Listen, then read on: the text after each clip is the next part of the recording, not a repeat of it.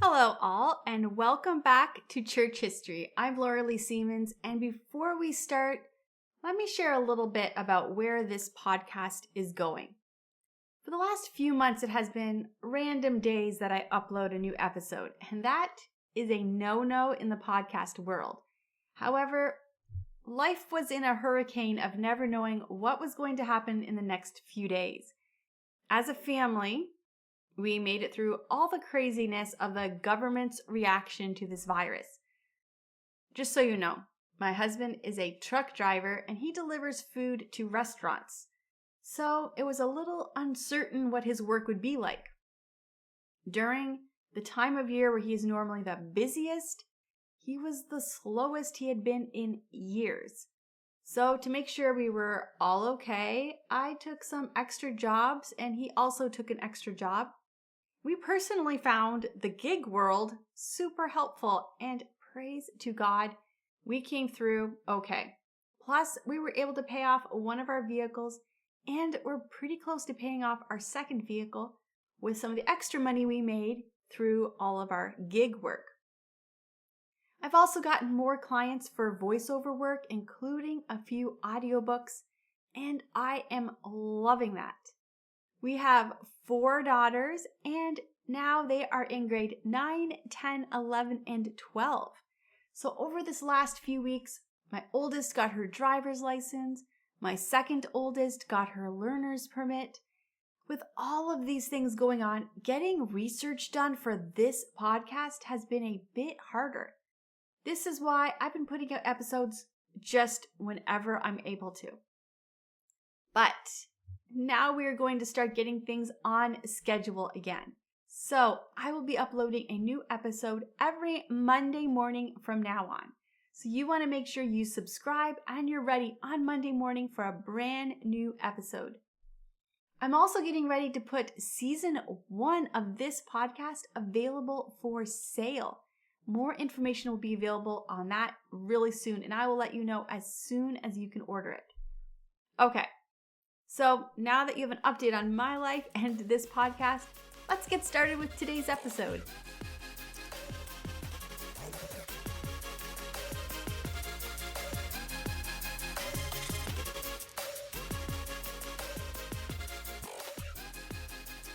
The church had become completely intertwined with the government. There was little difference between the two. The Inquisition was a symptom of this and a sign this was a huge problem. The church also had become completely corrupt and had little to do with the gospel, the good news of Jesus' death and resurrection, and the power of all of that to save us from sin. As men began to read the Bible for themselves, they began to believe in faith through grace. And the Reformation started. So, as the Reformation was growing across what is today Europe, in the 1520s it came to Zurich. The main teacher in Zurich was Zwingli. Men moved to Zurich in order to study under Zwingli, and the Reformation grew. One of the men studying under Zwingli was Felix Manz. He began studying with Zwingli in 1519. Felix was the son of a priest and could read and write in Latin, Greek, and Hebrew. As Felix studied, he began to see one huge difference he had with Zwingli. Zwingli and the reformers did not believe the church should be detangled from the government. Instead, they thought the reformers should be controlling the government instead of the Catholic Church. There was a group that believed the church and the government should be separated. Felix was one of the main preachers in this group. This group also believed the church should be based on a personal relationship with Jesus Christ. They believed the church should be a community, both literally and figuratively. They believed in accepting the suffering as Jesus did, with no fighting back. At a time where cities were under a constant threat of the Turks, Islamic forces attacking, this idea that you should not fight back was not a popular one. There was one event in the person's life that became the deciding factor of where you stood with the Reformation. That was baptism. Babies were baptized, and at that moment their names were written down in church documents. These names were used for taxes and war enlistings. So when this new group refused to baptize their infants, it was seen as treason and as a matter of national security. We covered this in more detail in the episode called Anabaptist and the Worst Church in History. Today we're looking at one sect from the Anabaptist movement. This group was first known as the Swiss Brethren. Another man named George Blaurock moved to study under Zwingli. George was a Catholic priest and always wore a blue coat. He became famous for that, and that is where his name comes from. In English, his name would be George Bluecoat. George became a Christian under Zwingli's teaching and soon found himself following Felix in his thinking of baptism and the separation of the church and the state. On a cold January morning, the city held a debate between Zwingli and the men who had broken away from the Reformation. The city declared Zwingli the winner, not surprisingly since they wanted him to be the winner. And then the city said all the parents had 6 days to make sure their children were baptized or they would be kicked out of town. When the government cracked down on the group, they did so by making adult baptism illegal. Men and women were captured and put into dungeons, given only bread and water to eat. But the Swiss Brethren kept growing. So, December 1526, the death penalty was pronounced for anyone who would be baptized as an adult or who refused to baptize their children. Both Felix and George were arrested and beaten. Imagine it's January 5th, 1527. A group of men are standing near a boat waiting for the prisoner. Felix Mons arrives with the guards. As he approaches the crowd, he is preaching. His mother and brother are on the shore. They call out to him to keep the faith. He is loaded onto the boat, and the men then get on the boat with him. One of the men is the town executioner. The boat travels the cold water until they are far from shore. The people watching from shore look small, but are still visible. You can still hear the faint sound of Felix's mother and brother calling to him to stay strong. Felix's arms are pulled behind his back, and his stick is slipped through the rope. His legs are then pulled back and tied in the same stick. Felix then calls out, "Into thy hands I commend my spirit." He is then thrown overboard. The executioner then holds him underwater while his lungs fill with water. At 3 o'clock on this cold January afternoon, Felix Mons, one of the main preachers for the Swiss Brethren, is dead. His body is brought back for burial, but his family is forbidden from burying him in the town cemetery.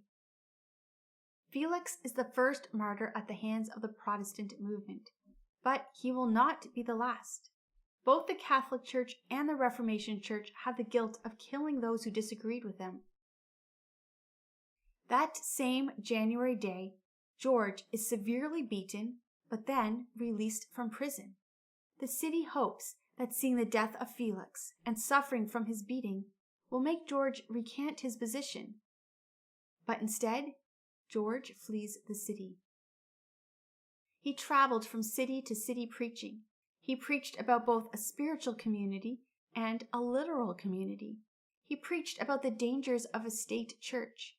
He taught the radical idea of the separation of church and state. He spoke about freedom of religion and equality under the law.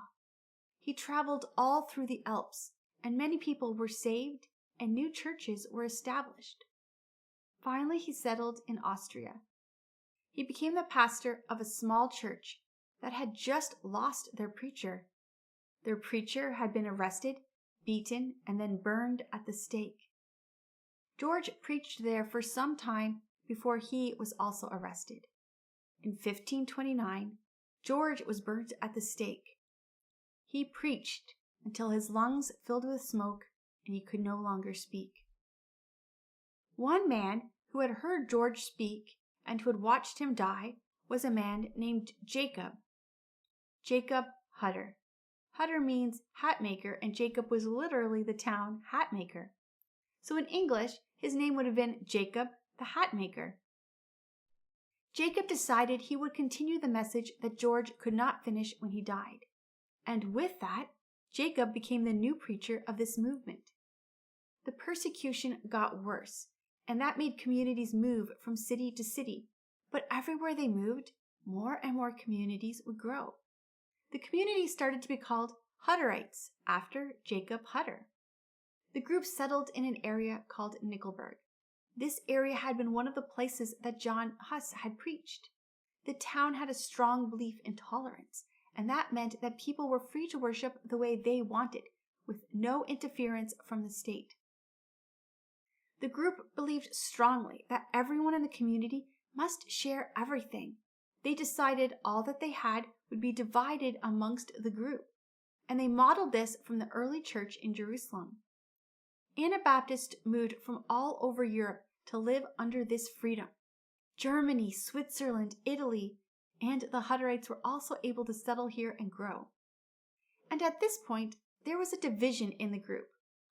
The division was under the question, what exactly did separation of church and state mean? One group saw this idea to mean that as a Christian, you were separate from the state. That meant no paying taxes, no fighting in wars, and no looking to the government in any way for any help. The second group saw this idea to mean that the government was separate from the church, which means that the government could not tell you how to worship. However, you, as a person, were not separate from the state. You should pay taxes, and if your country was attacked, not only were you allowed to fight, you were really morally obligated to fight. With the Turks constantly attacking, this was a sticking point.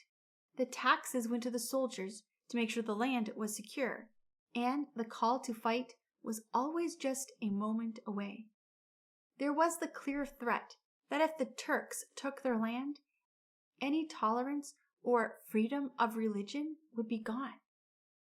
Eventually, the freedom of religion was taken away, and the Hutterites were forced to flee once again. In 1536, Jacob Hutter was arrested. He was beaten and then burned at the stake. But the group continued to grow. Then came the 30 Years' War. Now, the 30 Years' War is really an entire episode all to itself. So we're going to cover that in the next episode. But during those 30 years, many of the Hutterites were killed, and others joined the Catholic Church looking for protection. By the end of the 30 Years' War, the community was much smaller. It was still illegal, and the preachers had to keep a low profile, and often were forced to hide. Imagine it's 1570. You're eating with a friend at the local inn. The two of you get together for drinks after work here often, as the week comes to an end. 3 men enter, and you turn to your friend. That man in the middle, he looks familiar to me. Oh, he looks like every other traveler. Don't start anything today, okay? No, I mean it. I think he's one of those radicals, those Anabaptists. You think? Just then, the men take their hats off and bow their heads to pray. See, that is not a Catholic. You get up off your seat and hurry to the innkeeper. Keep those men occupied. I'm going to get the sheriff. Those are wanted men. You don't have to go get the sheriff. Somebody else has already done that. You wait, watching the men eat. They seem to know something is wrong, and they get up to leave. But the innkeeper moves to the door and blocks it. The men don't fight back. Soon the sheriff arrives, and the men allow themselves to be arrested and taken away. You look at your friend, who seems very bothered by the whole thing, and you seem to wonder, did you do the right thing? These men don't seem dangerous at all. They were so calm, and they didn't even fight back. This is the true story of how these 3 preachers were captured. They were put into prison. The sheriff's wife, however, thought that the ideas the men were teaching sounded good. It would be good if there was freedom of religion, and if people shared their belongings with the poor. Why does this message seem so dangerous? The sheriff's wife made sure the men were well fed. She brought them food she personally made. But for the most part, they were forgotten about, and it was 3 years before they finally had a trial. While the trial was going on, one night, the men looked out their window to see there were no guards below them. They quickly took the sheets from their beds, tied them together, and used the sheets as ropes to climb out of the prison. They escaped the town that night. The men continued to preach and eventually died a natural death. The Hutterites community continued to travel to find places they could live in peace, and they became known for being artists. Their books were written with beautiful calligraphy. Their dishes were painted with beautiful designs and can be found today in museums around the world. The Hutterites moved to Romania and then Russia, and then in 1874 found themselves in North America. Today, in Canada, where I live, there are 350 Hutterite communities. They still live very simple lives. They are still known for their artistic designs of furniture and dishes. They still believe they are separate from the state, and they still share all their belongings. They also mostly speak German.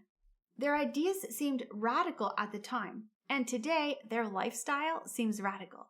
But the idea of freedom of religion, the idea of tolerance, the idea of separation of state and church, the idea of equality under the law, these don't seem radical anymore. These are now mainstream. We are starting to get close to the end of the Reformation and the end of this season. Next week, we're going to be talking about the 30 Years' War. It's kind of an important part of this history, an important part of the shaping of Europe. So, in order to make sure that you don't miss it, make sure you subscribe, and if you could leave a 5-star review, that would be awesome for me. In the meantime, if you want to see more videos, blogs, or other podcasts, check out my website at lauraleesiemens.com. I'm going to see you next week.